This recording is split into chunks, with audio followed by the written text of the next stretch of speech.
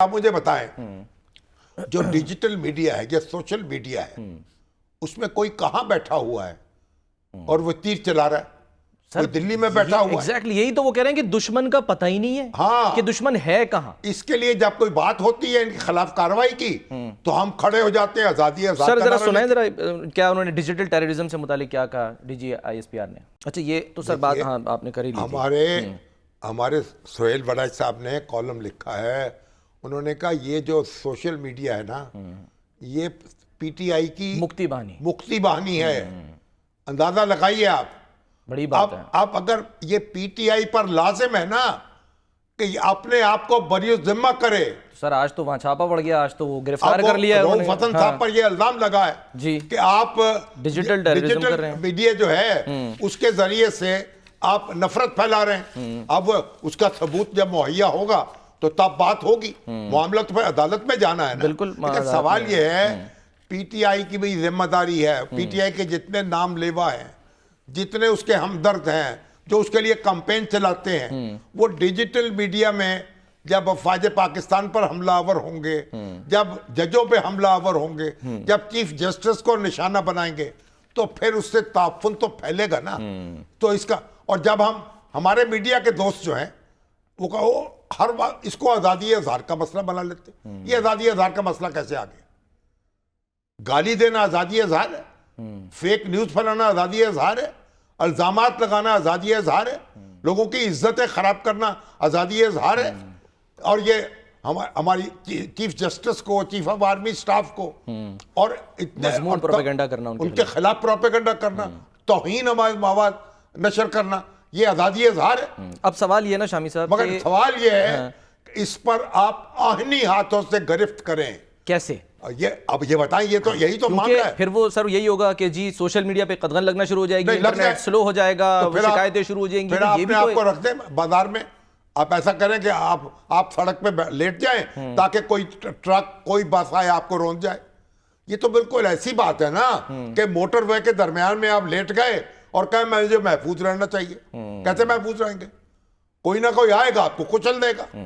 उस मोटरवे को कंट्रोल करना होगा, कुछ करना होगा ना। ऐसे कैसे दुनिया ने कंट्रोल किया है ना। ये अलग मौजू है।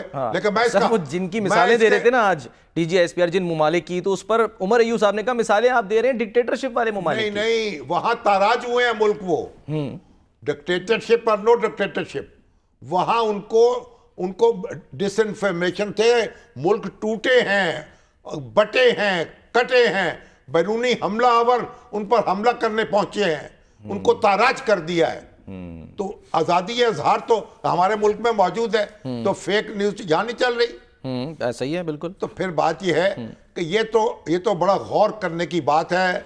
और इस पर इसका कोई जब तक सद्देबाब नहीं होगा उस वक्त तक हम अमन और चैन से नहीं बैठेंगे। तो एक तो बात है ना कानूनी, दूसरी बात है अखलाकी।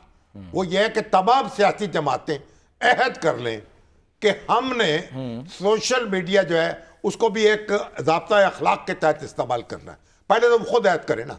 अच्छा। और किसी की हौसला अफजाई नहीं करनी जो गालिम गलोच वाले हैं। तो ये आपस में ये तय कर लें और अहद कर लें तो आधा काम तो खत्म हो जाएगा। सवाल ये ना खुद कर लें, कोई वकील आपको जो है ना वो गारंटी ना दे कि ये अब ऐसा नहीं करेंगी तो हम इनको छोड़ रहे हैं। इनके पीछे ये छुपे हुए हैं, ये हमारी सियासी जमातें, इनके जत्थे ये काम कर रहे हैं।